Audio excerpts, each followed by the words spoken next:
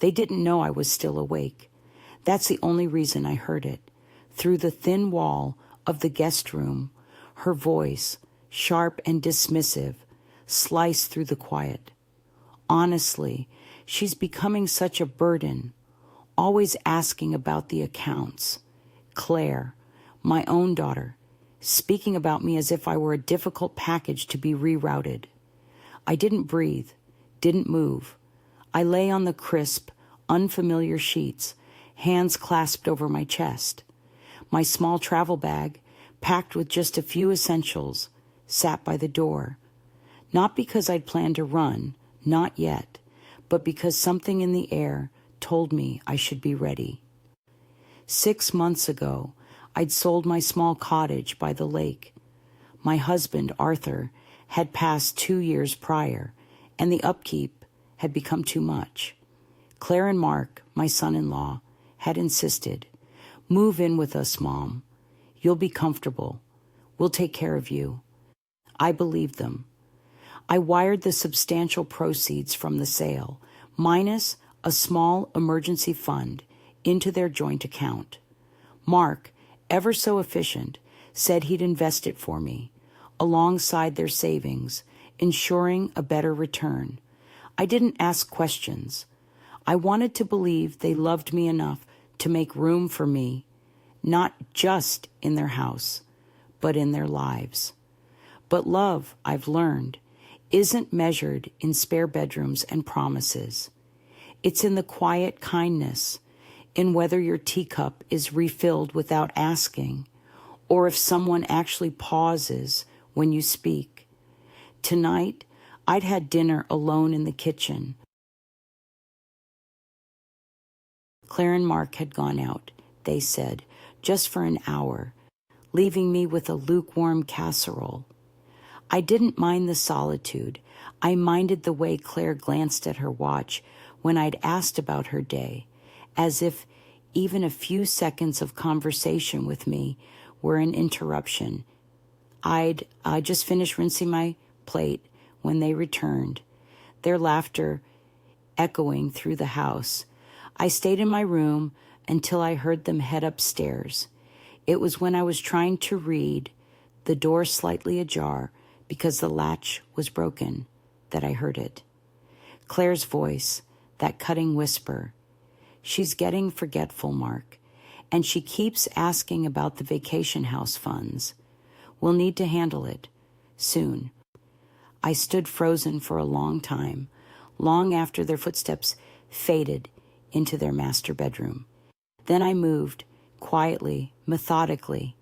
I closed the door, wedged a folded towel under it to keep it shut, and pulled my travel bag from the corner. I didn't cry. I don't cry easily anymore.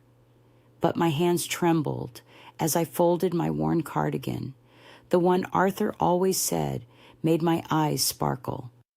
I added my passport, the small envelope with my medical records, and the folder I wasn't supposed to find last week in Mark's desk drawer. Labeled with my name, the clock on my phone said 1:17 a.m. I wasn't sure where I'd go. I had no plan, just one instinct: leave before they made that whisper real. Outside the cul-de-sac was quiet. The neighborhood was too manicured. Identical houses, cars without a speck of dust, sidewalks without a single crack. I didn't belong here. I never had. I opened the front door without a sound, shoes in one hand, bag in the other. I didn't leave a note. What could I possibly write? Thank you for the hospitality. I paused just once at the end of the long driveway, looking back at the house where my daughter lived, where my name was no longer welcome at the table. Then I turned, stepped onto the street, and walked toward whatever would come next. The bag felt heavier with every step, not from its weight, but from the shame packed into it. I didn't know where I was walking to. I just knew I couldn't stay. The bus stop was 3 blocks down. I walked barefoot, shoes still in my hand. The pavement was cool from the night air, and the silence pressed against my skin like a second coat. I passed 4 houses before a motion sensor light clicked on, bathing me in its stark glow. I paused, caught like a thief in someone else's security. For a second, I wanted to turn back, just knock on the door, say it was a mistake, say I was tired and misunderstood what I'd heard. But I hadn't misunderstood.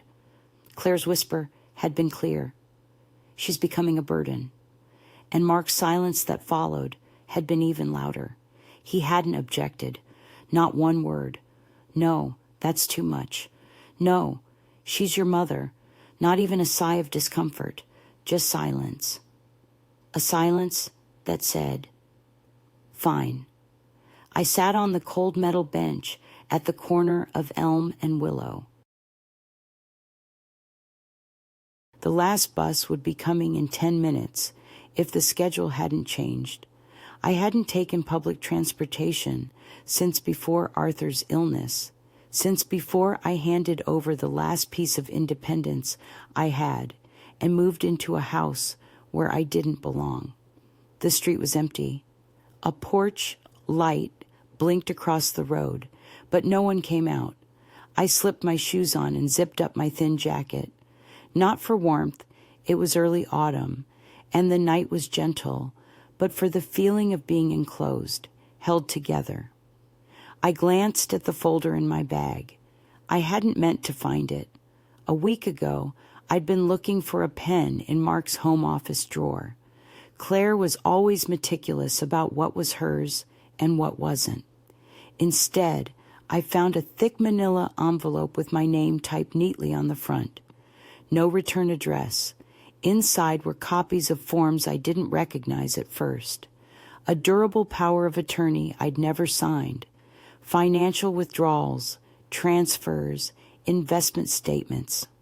My signature at the bottom of each, but it wasn't mine. Not quite. Close enough, though, for someone who wanted it to be convincing. Close enough for a busy bank clerk or a notary who didn't ask questions. The handwriting mimicked my loops and spacing, but the slant was wrong. A practiced imitation. I'd folded the documents back inside and returned them without a sound. That night, I lay in bed staring at the ceiling, remembering things that hadn't seemed strange before. The urgent push for me to sell my house. The way Mark insisted on handling all the calls with the financial advisor. The quick, quiet way Claire took over my mail and organized my bills. The whisper I heard tonight wasn't a beginning. It was the final line in a plan that had been unfolding for months. The bus came. I stood, pulled my bag behind me, and climbed aboard. The driver, a kind-faced woman in her 50s, barely glanced at me. "Anywhere in particular?" she asked. "Just downtown," I said. "Near the old market." She nodded. "You're out late." I didn't answer. I watched the empty streets blur into each other as the bus hummed forward. Streetlights flashed across the windows in rhythm. Each flash a thought they forged. They wanted me gone. 20 minutes later, I stepped off in a part of town I hadn't been to in years. The old market building I remembered was gone. In its place stood a brightly lit glass building. I wandered until I found a small, independent motel tucked between a gas station and a 24-hour diner. The young man behind the counter barely looked up when I said, "One night." The room was small, clean enough. It smelled of bleach and something older, something permanent. I locked the door behind me and set the bag on the chair. Only then did I let myself exhale fully. I sat on the edge of the bed and looked at the phone in my hand. No missed calls, no messages. Of course not. They hadn't noticed yet. Or they had and decided not to ask where I'd gone. The worst part wasn't the whisper. It wasn't even the forged signature or the fake smiles. It was the knowing, the certainty that at some point in the past year, I'd stopped being a mother to Claire. I'd become an account, a signature, a room that cost more than it gave, a burden. I took off my shoes and lay back on the bed, fully dressed. I wasn't afraid. Not yet. That would come later. Tonight, I was just tired. But tomorrow, I'd begin. I didn't sleep much. The motel sheets were stiff, and the hum of the fridge sounded like a distant train, never stopping, always pushing forward. I lay on top of the covers, staring at the cracked ceiling, replaying everything. Her whisper, the folder, the way Mark avoided my eyes at dinner. I'd never meant to be a problem. I didn't come to their house expecting much. I thought I'd help with errands, maybe keep Claire company, spend a little time with Lily, though that part never quite materialized. They were always too busy, too scheduled, and maybe I was too old to be interesting. At first, it was just small things. My favorite reading lamp moved to the basement, my old ceramic mug replaced with a newer one, thinner, prettier, but it burned my fingers. Claire rearranged the pantry, said it was more efficient now, though I could never find the cinnamon. Mark said it was all for my comfort, but it always felt like I was being managed, not cared for. I got up before the sun rose and made tea with the motel's rusty little kettle. It tasted metallic, but it was hot, and I needed something to hold. The quiet in that room was different from the quiet in their house. There, it had weight, watchful, waiting to correct me if I sat too long at the table or turned the TV up too loud. Here, it was just silence, no judgment, just stillness. I opened my bag to change and paused again at the folder. I hadn't dared open it again last night. Just knowing it existed had been enough to steal the breath from my chest. But this morning, I needed to see it. I needed to know what exactly they'd taken. The papers were neat, clipped together, copies, not originals. Maybe they'd been meant for the shredder. Maybe Mark forgot he'd put them in the drawer. There were 3 main documents. One was a general power of attorney authorizing Mark to act on my behalf in financial and legal matters, including but not limited to banking, property, and medical decisions. Signed in my name, witnessed, even notarized. The signature was good, not perfect, but close. I'd seen it before on birthday cards Claire had filled out from all of us when Mark was busy. The same slight curve in the E, the same forced neatness. The second was a transaction history from Mark's investment account. Multiple transfers from an account labeled with my old address, the one linked to the sale of my cottage. $210,000 gone in 5 months. Not a single call to ask if I needed anything. Not a word. The third was a draft application for a residential care facility. My name typed neatly at the top. Age, medical conditions, mobility notes. One line stood out, bolded. Patient demonstrates early signs of cognitive decline. That's what Claire had said last week when I couldn't find my I'd changed reading glasses. Maybe it's time to get your memory checked, Mom. She'd said it sweetly with a hand on my shoulder. I'd laughed, thinking it was a joke. Apparently it wasn't. I folded the papers back slowly. My hands were steady now. I was done being shocked, done giving the benefit of the doubt. I didn't want revenge. Not really. What I wanted was mine. My name, my choices, my voice. I'd spent decades raising a girl who used to run to me when she scraped her knee, who cried the first time her hamster died. I didn't know when that girl became a woman who saw me as disposable, but I wasn't going to ask for her love anymore. Some things, once broken, don't come back. At 8, I called a cab. The driver was young, polite, didn't ask questions when I said, "Take me to Sterling Bank, downtown branch." I sat in the back, clutching my bag like a lifeline. It was the same bank where Mark used to bring me to sign documents. I always let him talk to the tellers. He said he explained things better. The woman at the front desk had a name tag that read Brenda. She smiled, then faltered when she saw my face. "I'd like to speak with the manager," I said. "It's regarding power of attorney and financial oversight." She nodded quickly and disappeared down a hallway. A few minutes later, a man in a dark suit appeared, mid-40s, clean-shaven with tired eyes. "Mrs. Vance," he said, "I'm Mr. Henderson. Let's go to my office." Inside, I handed him the folder. I didn't explain, just waited while he flipped through the pages. After a long pause, he looked up. "Did you sign this power of attorney?" "No." "Do you recall authorizing these transfers?" "No." "Has anyone accessed your accounts on your behalf recently?"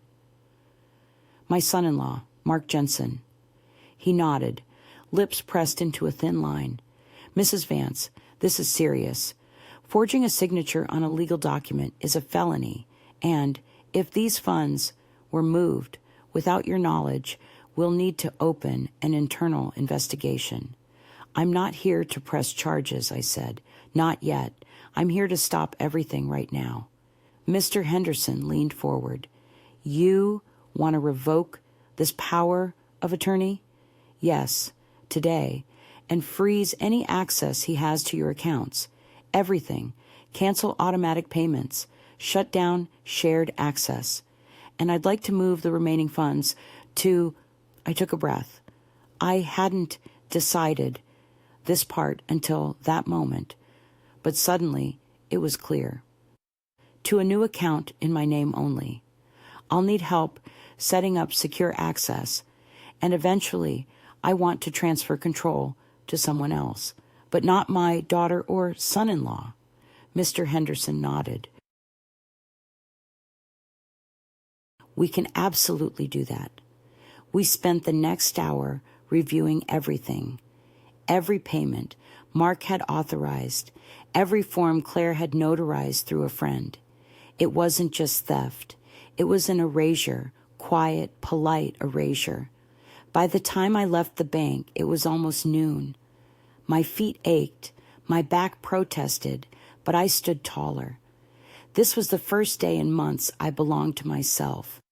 I stepped out of the bank into the thin, crisp air of mid-morning.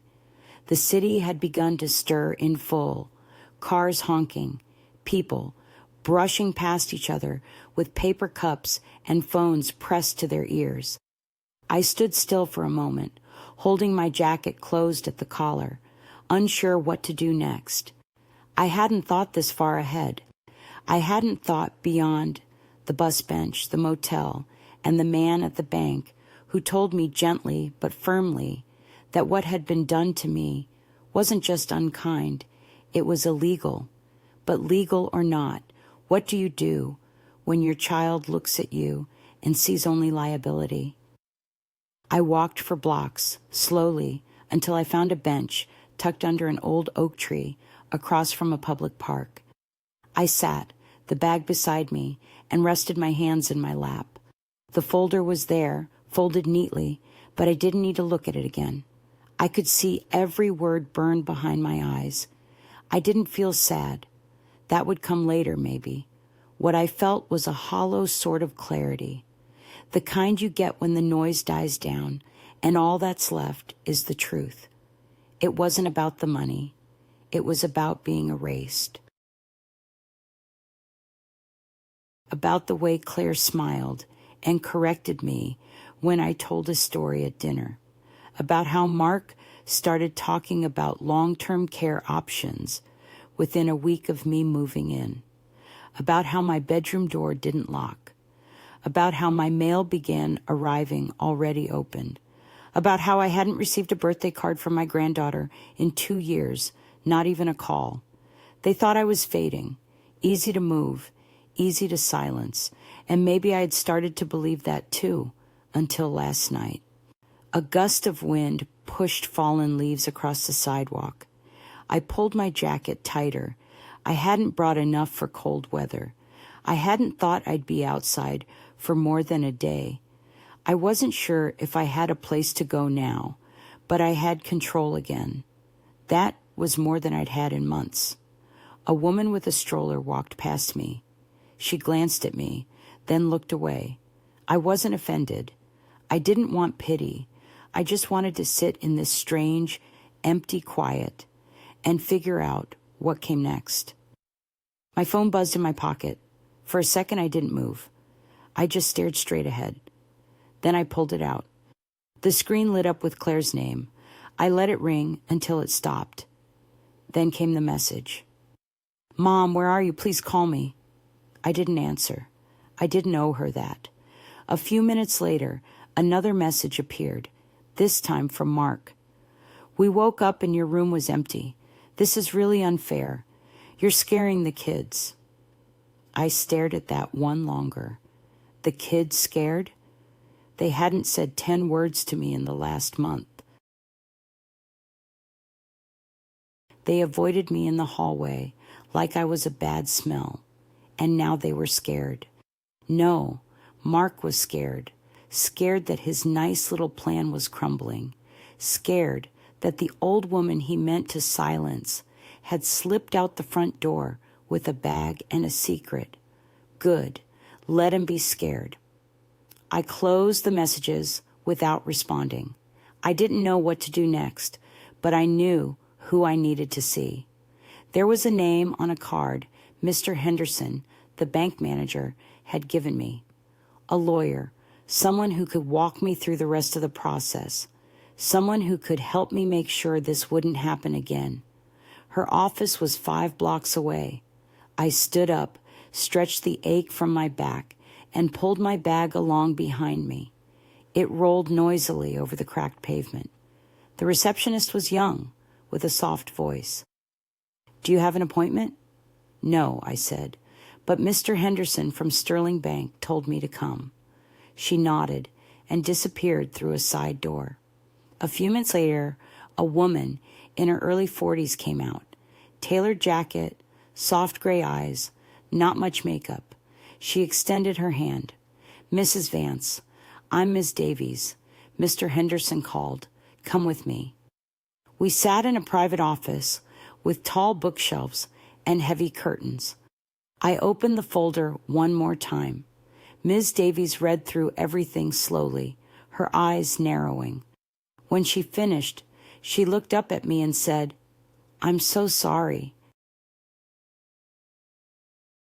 This happens more often than people think, especially to older women who trust too easily. "I didn't think I was being naive," I said quietly, "just hopeful." "You weren't naive," she said. "You were loving, and they took advantage. We spent nearly 2 hours together."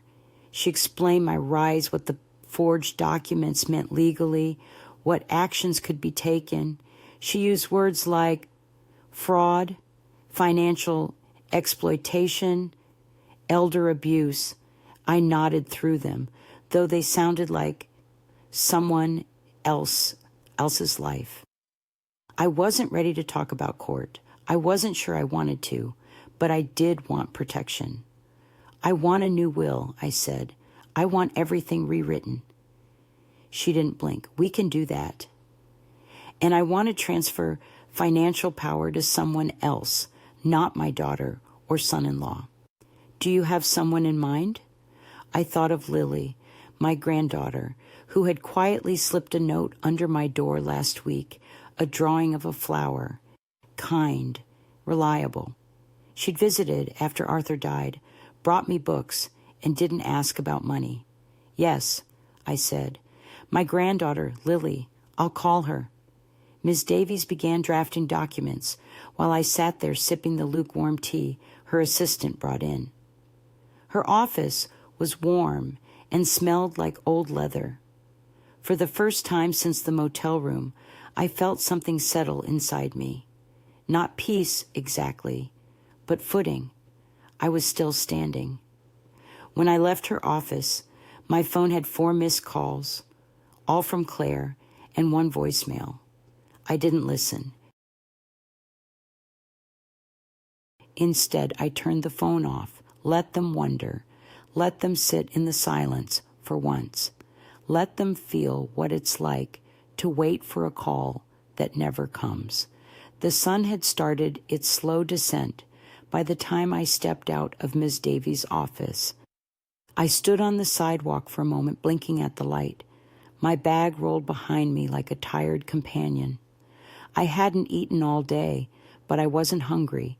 There was something sharper in my stomach, not pain, not quite fear, something like readiness. I found a bench near the train station and sat down. I wasn't sure where I would sleep that night. The motel was an option, but part of me didn't want to go back there. I needed something else, something unfamiliar, a small act of defiance, maybe. A reminder that I could still choose. I opened my bag to look for a sweater and felt the edge of the folder again. My hand brushed the contents I already knew by heart. The forged power of attorney, the bank transfers, the draft admission forms to a care facility. But there was something else tucked behind them.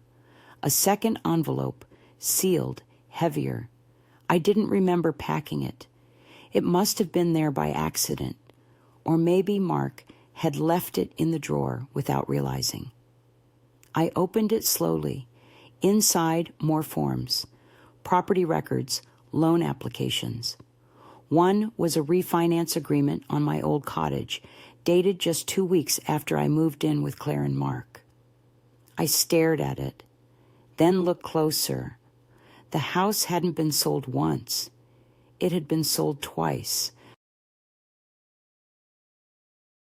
Mark had forged a second transfer using my name to take out equity after the first sale. They'd claimed I was still the legal owner, used that as leverage to pull another loan against it. But the worst part was the notepaper clipped to the back, in Claire's handwriting, small and perfect. Make sure she doesn't see mail from Lakeshore Title. Redirect notices starting next week. They hadn't just taken my money. They'd planned to drain every last trace of my life before handing me over to a facility and walking away clean. I folded the papers slowly, hands steady. So that was the plan. Sell the house, take the money, forge the signature, refinance again, move me into care, smile for Christmas cards. Let the doctors blame it on age. But I wasn't confused. I wasn't lost. I was angry, not the loud kind, not the messy kind, the kind that sits low in the belly and waits, that sharpens itself on silence and time. I sat there on that bench for a long time, watching people move through the world, some laughing, some rushing, none of them knowing what it meant to vanish piece by piece inside your own family. They tried to turn me into a shadow, but I remembered who I was, and tomorrow I'd remind them too. I didn't go back to the motel that night. I walked until my legs ached, then checked into a modest bed and breakfast a few blocks from the courthouse. The woman at the desk didn't ask questions, just handed me a key and pointed down the hall. The room was small, but warm. A patchwork quilt on the bed, a lamp with a crack in the base. It felt like a place where someone could rest and still feel real. I slept deeply for the first time in weeks. No dreams, no footsteps outside my door, no whispers. In the morning, I got dressed, tied my scarf, and called the bank. Mr. Henderson answered on the second ring. "Mrs. Vance," he said, his voice already tense, "I was going to call you. We've flagged several more transactions. One of them was attempted just this morning. A transfer of $15,000 to a private contractor. The account was Mark's. The authorization came from a joint account that listed you as co-owner. I want it blocked," I said calmly. "We already froze it," he replied, "but he may try again. He's likely going to notice soon. I assume he already has." There was a pause. "Do you want to report it formally? I can refer you to our fraud unit." "Not yet," I said, "but keep everything stopped. Every transfer, every link, everything with my name on it. I want full access moved to my new account and nothing else touched." "Yes, ma'am." I could hear him typing in the background. "Also," I said, "I want to see a printout. Everything Mark or Claire touched. Every withdrawal, every transfer, all of it." "We'll prepare the full report," he said. "It'll be ready for pickup this afternoon." After I hung up, I sat quietly on the edge of the bed, staring at the curtain fluttering in the breeze. I thought about my cottage, the one they'd sold and resold like it meant nothing. I thought about the rose garden I'd tended for 20 years, the climbing roses I planted after Arthur died, gone now, covered in paving stones and profit, and yet somehow I didn't feel broken. I felt sharp, sharper than I had in years. By 10, I was back at the bank. Mr. Henderson handed me the folder himself, face grim. "This is everything from the last 18 months, he said. "The amount moved is significant." I sat down in the small private room, opened the folder, and began reading. Page after page, withdrawals labeled home maintenance. But I hadn't lived in a house that needed fixing. Medical expenses. But I'd never seen those doctors' essays. Investment transfers into Mark's name. Always temporary, he told the clerk, just moving funds around for tax strategy. And the worst, automatic transfers. I never noticed a slow bleed of $700 here, $500 there. Set to hit monthly, subscriptions, insurance policies, a cleaning service, a landscaping company. I had been paying for the house I no longer owned, for their groceries, for their vacations.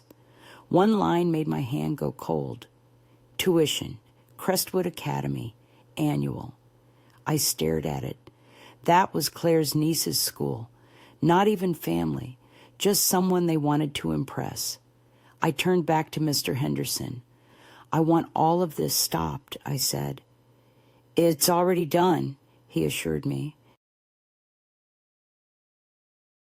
"But you need to understand, this qualifies as financial exploitation if you change your mind about legal steps."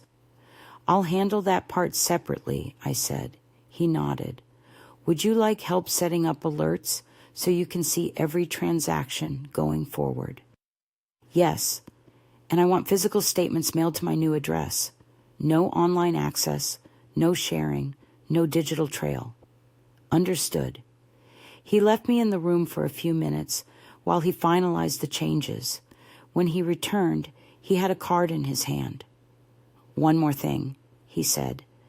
"There's a support organization for older adults who've gone through situations like this. They help with housing, legal aid, emotional support. It's confidential. You don't have to..." I took the card before he could finish. "Thank you," I said. "I might call." That afternoon, I did. Not because I needed a therapist or a place to cry, but because I needed a witness, someone to say, "Yes, this happened," and "No, you weren't crazy." The woman who answered, her name was Martha, spoke gently, but not with pity. She didn't sound surprised. She just said, "You're not alone." And I believed her. Martha met me the next morning at a small community center tucked between a church and a grocery store. Nothing fancy, just a clean front desk, quiet hallways, and the smell of coffee drifting in from a side room.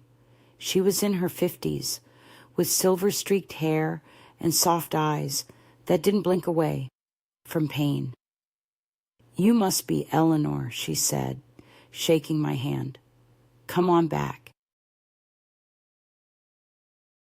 We'll get started." Her office was simple: 2 chairs, a desk, and a bookshelf with pamphlets about elder rights, fraud, long-term care. I didn't look at the titles. I was tired of reading about people like me. "I don't want therapy," I said before she could start. "And I'm not here to vent. I've done what I needed at the bank. I just want to make sure no one ever puts me in this position again." Martha nodded without offense. "That's exactly what we'll do." She opened a folder and pulled out a short form. "I'll take down some background, and then I'll connect you with one of our legal partners. No cost to you. And if you need safe housing, we can help arrange that too. Transitional stays, independent units for women who've been displaced." "I'm not displaced," I said. "I left." She smiled gently. "That's even better." We talked for a while. I answered her questions, filled out a few forms. Then she picked up the phone and dialed someone named Ms. Davies. 10 minutes later, I was sitting across from the same woman with sharp glasses and a quiet voice. "Tell me what you want," Ms. Davies said. "Not what happened, just what you need moving forward." It was the first time anyone had asked me that without condescension. "I want a new will," I said. "Everything rewritten, my daughter and son-in-law removed entirely. I don't want them to receive a cent, not even by mistake. Done. I want my financial power of attorney reassigned to someone I trust, someone who will act only with my written permission. Do you have someone in mind?" "My granddaughter, Lily," I said. "Good. We'll send the forms to her for co-signing. I also want a living will," I added, "and a medical directive. No one should be able to make decisions about my care but me, unless I've specifically named them." Ms. Davies looked at me for a long moment, then nodded again. "You're the kind of client we don't see often," she said. "Most women come to us in pieces. You came already whole, bruised, but whole." I didn't answer. I wasn't here to be praised. I just wanted it all clean, signed, filed. Over the next hour, we went through the details, the accounts, the property, the list of assets still in my name. She explained how the second mortgage Mark had taken out could be challenged since it had been done with forged signatures, but I would need to decide whether I wanted to press charges or simply sever the ties. I chose the second for now. "I don't want their money," I said. "I want mine. I want my name back. I want silence from them." "That," Ms. Davies said, "I can help with." By the time we finished, the sun was already low. She handed me a folder, a new one, clean and labeled with my name in her precise handwriting. "Everything will be official by end of week," she said. "Until then, no one can touch anything. And if they try, you call me." I stepped outside, holding the folder like it was made of glass. Everything I had built, every quiet step, every careful boundary, was now real. I wasn't afraid of Mark anymore. I wasn't afraid of Claire's whispers or forged papers or empty threats. They could scream. They could beg. They could send flowers and messages and voicemails. It wouldn't matter. Their access was gone. and I was no longer the woman who waited in her room to be told what came next. I was deciding now, and they would live with that. I hadn't called my old friend Evelyn in over a decade. We used to talk weekly, back when our husbands were still alive, and our children were young enough to worry us, but not disappoint us. She moved to the coast after her second stroke, said the air was easier there. I sent her a card that Christmas, and she sent back a short note. Then nothing. Life had drifted us apart like leaves on different rivers. But that afternoon, as I sat alone in the bed and breakfast with the folder from Miss Davies in my lap, I dialed her number from memory. She picked up on the second ring. Hello? I knew her voice immediately. It was lower now, slower, but it still carried that old edge, like she'd always just finished telling someone off. Evelyn, I said, my voice breaking just a little. It's Eleanor. A pause, and then, Eleanor Vance, Lord have mercy. Where have you been? I left, I said. Left Claire's house. I needed to disappear just for a bit. Another pause. This one different. Not surprise. Something more careful. Is everything all right? No, I said honestly. But I think it will be. She didn't ask questions. Just said, you have somewhere to sleep? Tonight, yes. Tomorrow, I don't know. You do now. I'm still in Ocean View. Got an extra bedroom? The one with the floral quilt you hated? Come stay. I'm not asking. I'm telling. I let out a breath I hadn't known I was holding. Thank you. Pack your things, she said. I'll have soup waiting. The bus ride to Ocean View took 3 hours. I dozed through half of it, the folder clutched to my chest like a passport. When I got off, Evelyn was already waiting at the station, shorter than I remembered, but her eyes as sharp as ever. She didn't hug me right away, just looked at me hard. You're thinner, she said, and tired. Come on, we'll talk over tea. Her house was small, but filled with life. Photos everywhere, old records in the corner, a cat that hissed at my bag and then disappeared under the couch. She made soup like she always had, heavy on the garlic, no apologies. When we finally sat at the kitchen table, she poured 2 mugs of tea and waited. I told her everything, from the moment I moved in with Claire, to the forged papers, to the whisper in the hallway. I told her about the bank, the lawyer, the second envelope. She didn't interrupt, not once. When I finished, she leaned back, folding her arms. Damn, I smiled despite myself.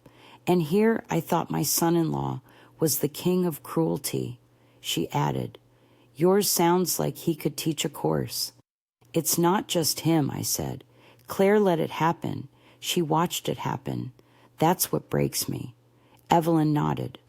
Oh, honey, we raise them to stand tall, and they grow up thinking we're the floor. That silence settled in again. Not awkward, not sad, just full of all the things we both had lived and never said aloud. You're staying as long as you need, she said. I mean it.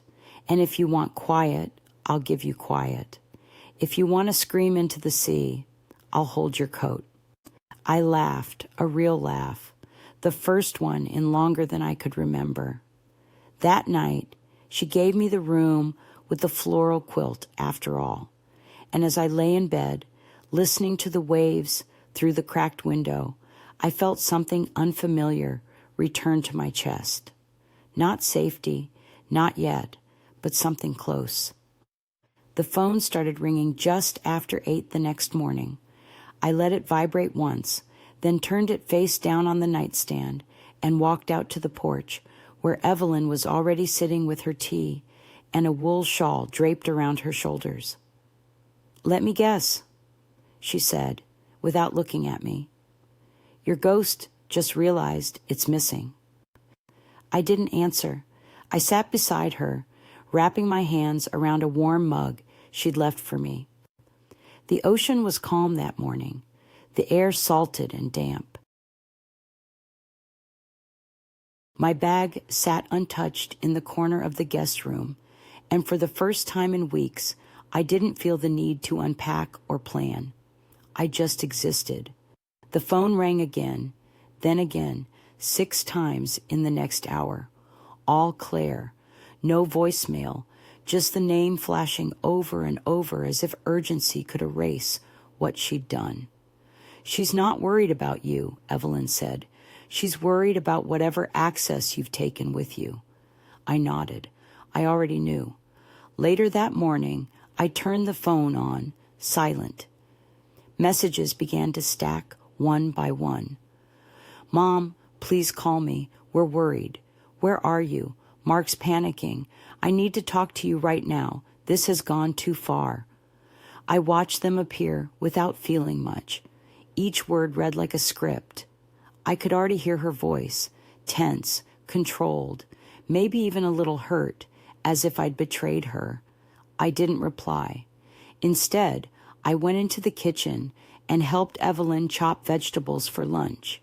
Between the soft thuds of the knife and the hiss of boiling water, she asked, "Do you want to tell Lily what's happening about the legal papers?"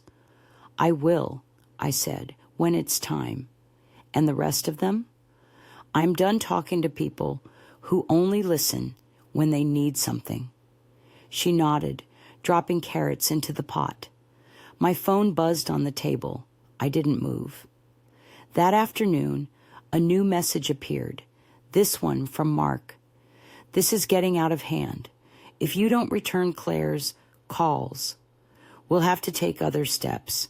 You can't just disappear like this. People are asking questions." I reread it 3 times. That was his worry. Not me, not my health, not whether I was safe or scared or even alive. Just appearances. People were asking questions. I almost laughed. They had told themselves for so long that I was fading, slipping, losing control. And now they were the ones chasing ghosts, dialing silence. They could keep dialing. That night, I walked down to the beach with Evelyn. We didn't say much, just listened to the water and let the cold slip into our bones. "I never thought I'd be 68, I said finally, and still figuring out how to leave people behind. "That's how you know you're still alive," she said, "when you're still willing to walk away." Back at the house, I charged my phone and opened the messages again. 15 from Claire, 9 from Mark, 2 from a number I didn't recognize. I scrolled to the very bottom and saw one I hadn't noticed before, from an old contact I hadn't expected. "Grandma, it's Lily. Are you okay?" My granddaughter. I stared at the message for a long time, then turned off the phone again. Not because I didn't care, but because for once I would answer on my own time. The letter arrived 2 days later. A real one. Envelope, stamp, even her handwriting on the front in that perfect narrow script Claire used when she wanted to seem gracious. Evelyn brought it in from the mailbox, eyebrows raised. "You sure you want to open that?" she asked, handing it to me with the dish rag still in her hand. "I'm sure," I said. "I want to see how she spins it." I sat down at the kitchen table and slid it open with a butter knife. The paper was thick, expensive. Of course it was. "Eleanor, I hope you're safe and comfortable wherever you are. We've all been deeply concerned about you. Claire hasn't been able to sleep. The children are asking questions. We're trying to hold everything together in your absence. I won't pretend to understand why you left the way you did, or why you've refused to respond to Claire's calls. I'm sure you have your reasons, though. From where we sit, it feels disproportionate, unkind. I paused there. Unkind, I said aloud, more to myself than to Evelyn. I read on. We've always tried to support you in every way we could, opening our home, managing your affairs during your recovery. It hasn't been easy balancing everything, but we did it out of love, not obligation. I hope you haven't forgotten that. Now, however, things have become complicated. The accounts are locked. Services are disrupted. Mark is being contacted by banks, by vendors, by people who don't understand what's going on. It's putting enormous pressure on the family. This isn't what anyone wanted. We're still willing to talk to make things right, but we can't do that while you remain unreachable. You're part of this family, Eleanor, and families don't run away from each other. No signature, just her name, printed cleanly at the bottom, Claire. I folded the letter slowly, set it on the table, and sat back in my chair. Evelyn was watching me. Well, she asked. I shook my head. She's not even angry. That's the worst part. She still thinks she's the reasonable one. They always do, Evelyn muttered, wiping her hands on her apron. It didn't hurt, not like I'd expected. Reading her words so carefully chosen, so polite on the surface, was like seeing a costume on a hanger. There was no real shape behind it, just posture, performance, unkind. That word stayed with me, as if I'd snapped at someone over dinner. As if I hadn't watched them siphon away the bones of my life, bit by bit, while smiling through it all. No apology, no admission, just concern over the consequences of getting caught. I pushed the letter aside and stood up. Burn it?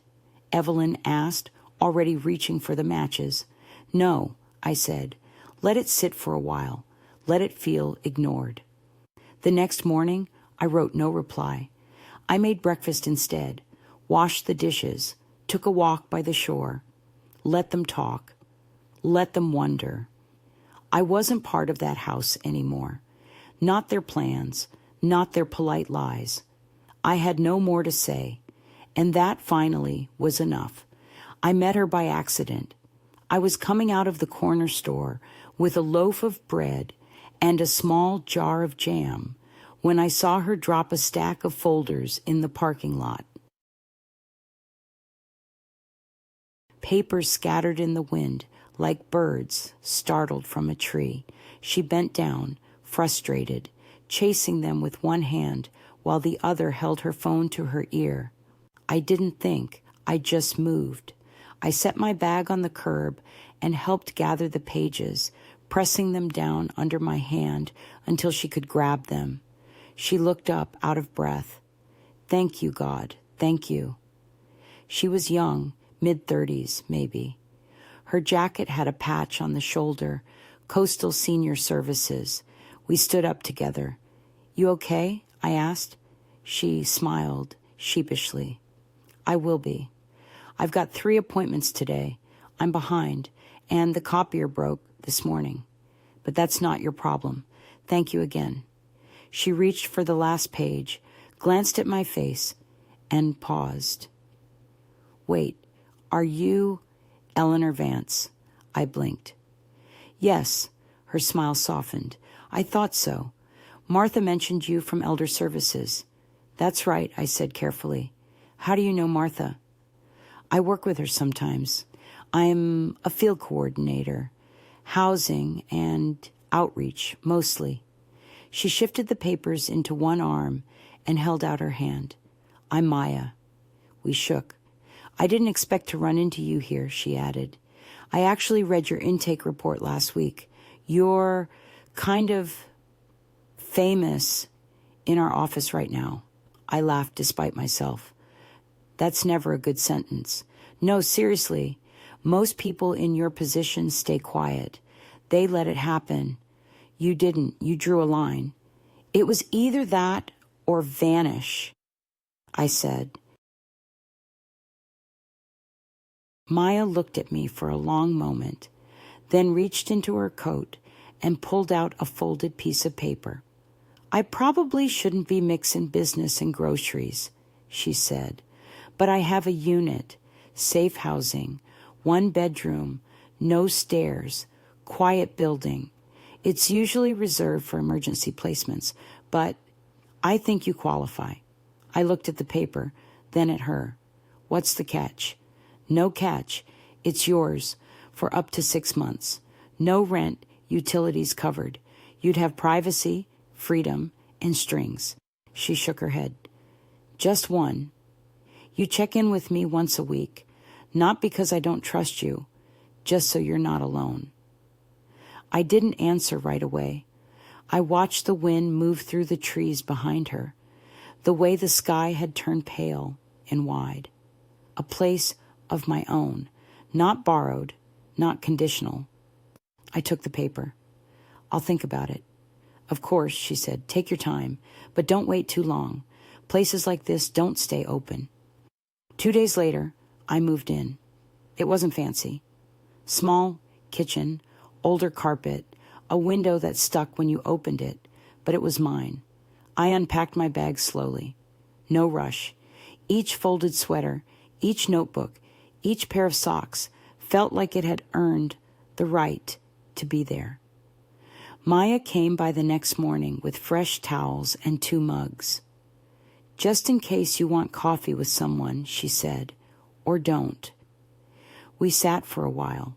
She didn't pry, just told me about her job, her dog, her aging mother, who still tried to drive without glasses. I listened. I didn't talk much. But something about her rhythm calmed me. When she left, she said, you don't owe anyone an answer, but you deserve to ask yourself what you want now, not what you'll tolerate, what you want. That night, I stood at the window in my new apartment. The lights outside were soft. No one was watching me. No one had access to my drawers, or my name, or my future. For the first time in years, I felt unclaimed, and I liked it. The library was 6 blocks from the apartment Maya helped me settle into. A low building with faded bricks and a crooked open sign in the front window.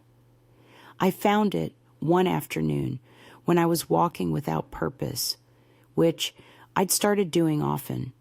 There was something soothing about having nowhere to be, and no one expecting you to explain why. Inside, it smelled like paper and dust and old polish, the kind of smell that reminded me of schools in the 60s, of waiting for my children to pick out a book while I watched the clock and thought about dinner. There were only 2 people at the front desk, a young man with headphones in sorting returns, and a woman in her 60s with sharp eyes and a frayed cardigan. She looked up as I wandered past the biography shelf. You lost or just quiet, she asked. Quiet, I said. Mostly. She nodded. Same. Her name was Judith, a volunteer, just like I would become. It started simple. She was short-staffed on Tuesdays, and I liked the way she didn't treat me like I was fragile. I helped shelve the large print novels. Then I sorted donations. Then I started reading aloud on Thursdays. Small groups, mostly women, some older than me, some younger. All of us held together by unspoken things. No one asked about my past. No one pried. And I didn't offer more than what I chose. I liked it that way. There was a rhythm to the days now. I'd wake early, open the blinds to the sound of gulls, make tea, and walk to the library with my scarf tied tight. Sometimes I stopped at the bakery across the street. Sometimes I just sat on the bench out front and listened. I didn't miss the house, not the one Mark sold, not the one Claire filled with her rules. What I missed sometimes was the version of me who thought that family meant safety, that love was enough. But that version was gone now, and in her place was someone quieter but sharper, someone who had learned how to belong to herself. One afternoon, Judith handed me a stack of flyers. Community talk next week. She said, elder advocacy. You should come. I've had enough of talking, I said. Not for you, she replied, for them. You'd be surprised who listens when the right person stands up. I folded the flyer into my coat pocket. I wasn't sure I was ready to stand again, but the idea didn't scare me like it used to. Later that week, a woman came in with her grandson. She was probably near my age, dressed in clothes that looked borrowed and too large. She kept looking over her shoulder as if expecting someone to come pull her back. I saw myself in her, or who I might have become had I not left when I did. She asked where the large print books were. I showed her. We didn't talk much, but as she turned to go, she said quietly, "You volunteer here?" "I do." She nodded once. "That's good. It means someone still sees you." I didn't answer, just smiled. That evening, I sat at my little kitchen table and thought about what Maya said, about asking myself what I wanted, not just what I could endure. And what I wanted, maybe more than anything, was not to vanish, not into their house, not into their silence. I wanted to be useful. Yes, but not necessary. Seen, but not controlled. Free, but not forgotten. And for the first time in a long time, I believed I was building a life where that was possible. It was a Wednesday, overcast, quiet. I was at the front desk helping Judith sort overdue slips when I looked up and saw him standing just inside the doors. Lily, my granddaughter. She was taller now, taller than I remembered, hair longer, shoulders sharper.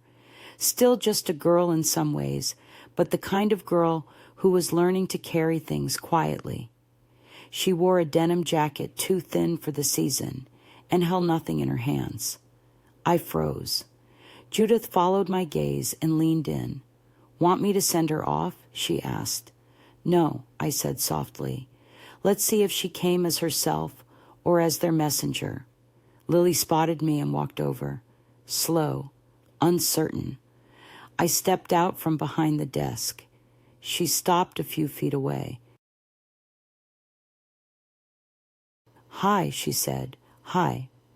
"I saw your name on the volunteer board online," she said, rubbing the back of her neck. "Didn't know where else to find you." I didn't ask how long it took her to work up the courage.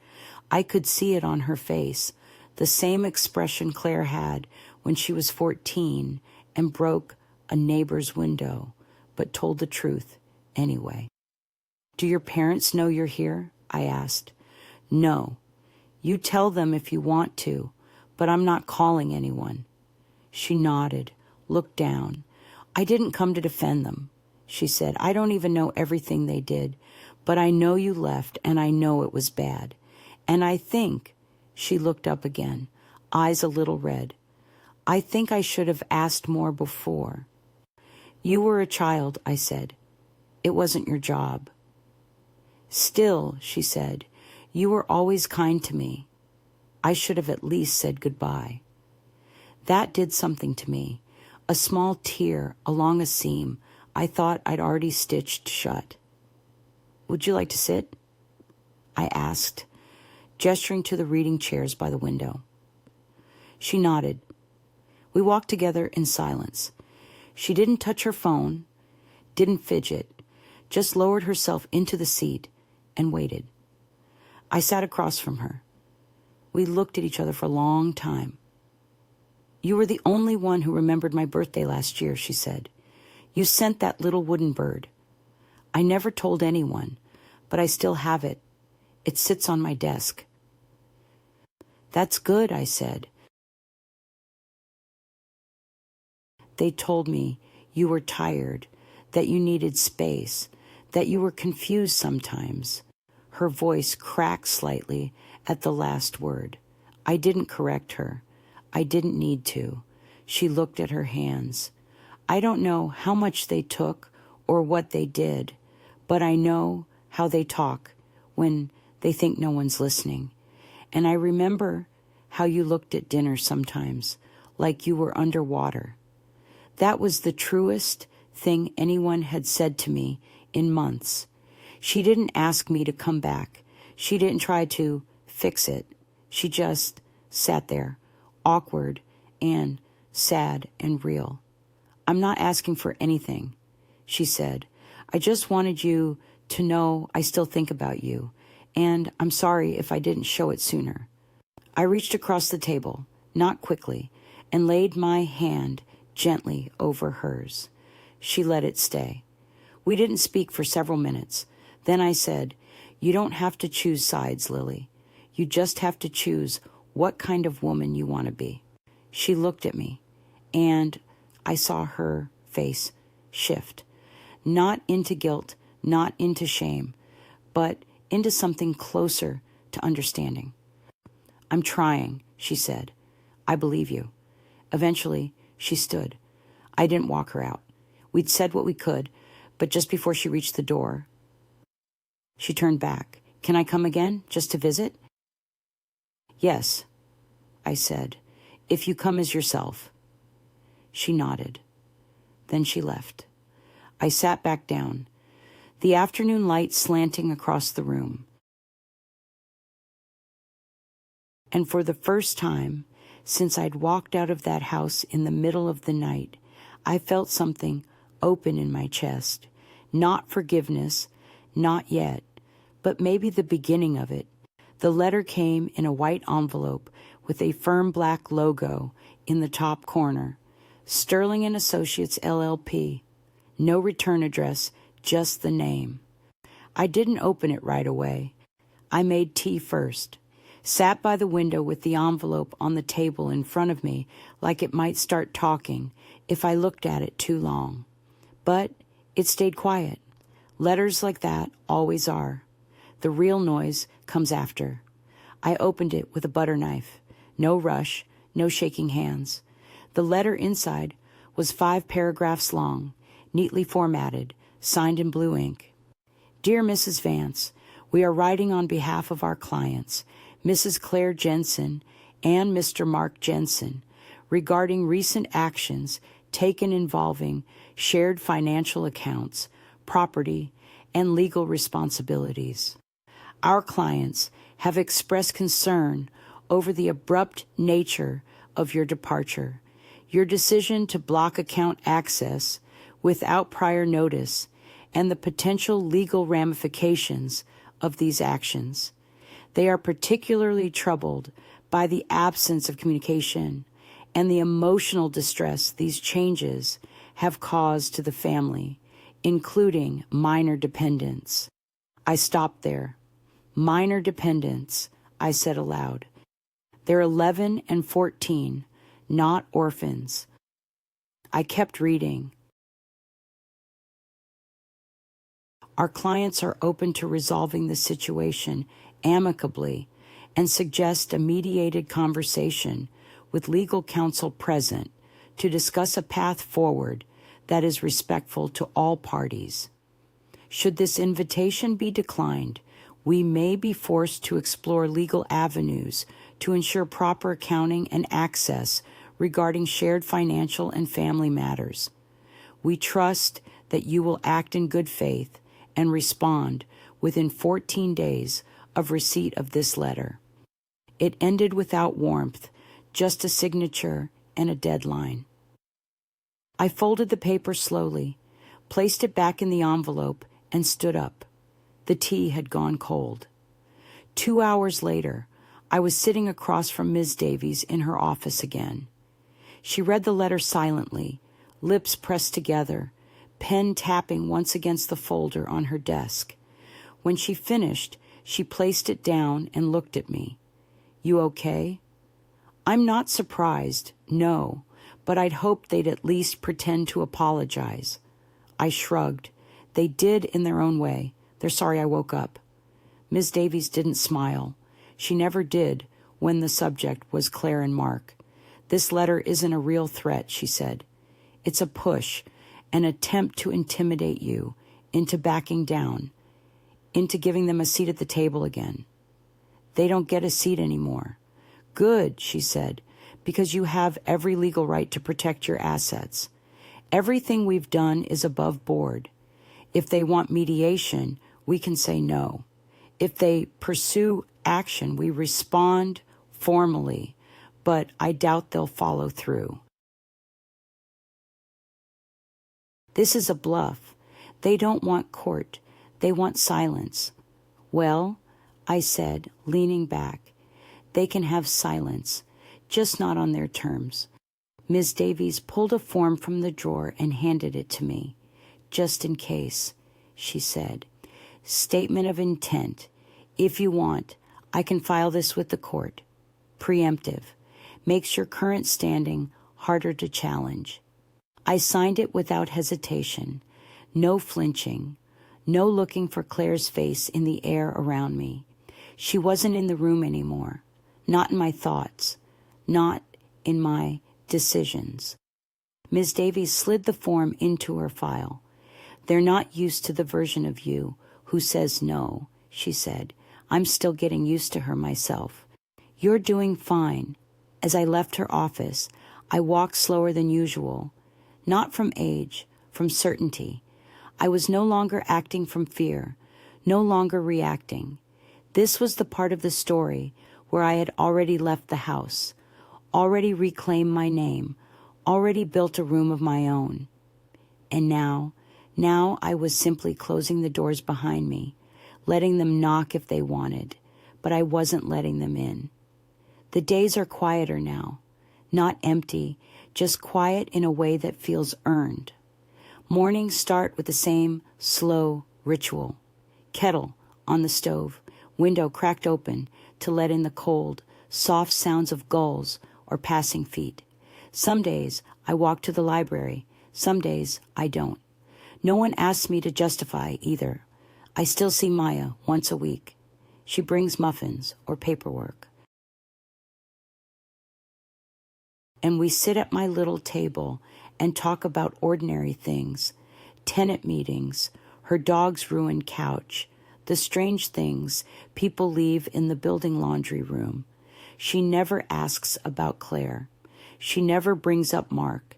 That silence, too, feels like respect. Lily visits sometimes, never with warning, never too long. She brings a book or a pastry or nothing at all. We sit and read or talk or don't, and it's enough. The last time she came, she asked if I remembered the story I used to tell her about the girl who ran away and found a home in the forest. I always thought that was made up, she said. It was, I told her, but I didn't know then how much truth a made-up story can hold. Sometimes I think about writing things down. Not for them, not even for Lily, just for myself. Not a memoir, God forbid, but something small, a quiet record, a way to say I was here. I saw what I saw. I felt what I felt. I left when I needed to. Ms. Davies still checks in. She told me last week that Claire and Mark haven't filed anything. Their lawyer's silence is louder than any letter they could send. I'm not waiting for another envelope. I'm not waiting for an apology that will never come. That was the old me. The version who thought love was proven by patience, by endurance, by staying even when it hurt. But I've learned that staying and disappearing can look the same from the outside, and I will not vanish again. There's power in refusal, not the loud kind. Not the dramatic doors slamming kind, but the still kind, the kind that says, you do not get to define me anymore. You do not get to rewrite the story and leave me as a footnote. I don't hate them. I wish I did. Hate is clean, sharp, but what I feel is more like distance, the kind that no letter or lawyer or invitation to a holiday dinner can close. And that's all right. Some people lose you slowly. Others lose you all at once, in the middle of the night, with nothing but a bag and a folded envelope of truth. They don't always notice the moment it happens, but they always feel the absence. Evelyn calls from time to time. Her voice always cuts through the day like a familiar wind. She asks what I'm making for dinner, tells me about her blood pressure, about a neighbor who sings opera in the shower. We're old, Eleanor, she says, but God, we've earned it. I think about that a lot, what it means to age, not just in body, but in clarity, to choose peace over performance, to choose yourself, not in spite of anyone else, but for once, without apology. I won't end this by telling you it all got better. That's not how life works. But I can tell you this, I am not afraid of the quiet anymore. I do not belong to those who tried to control me. And if you're reading this and it feels familiar, if something in you knows the sound of a locked drawer or a paper signed in your name, know this too. You are not too old to walk away, and they are not too powerful to stop you. You're allowed to leave, even if it's late, especially if it's late. And when you do, don't forget to leave the door open for yourself on the way out. You might be surprised who's waiting there. If this story spoke to you, share it with someone who needs to hear it. And if you've ever left quietly or wanted to, leave a comment below. You're not alone. Word count, 10 to 600 character. Count, 57323.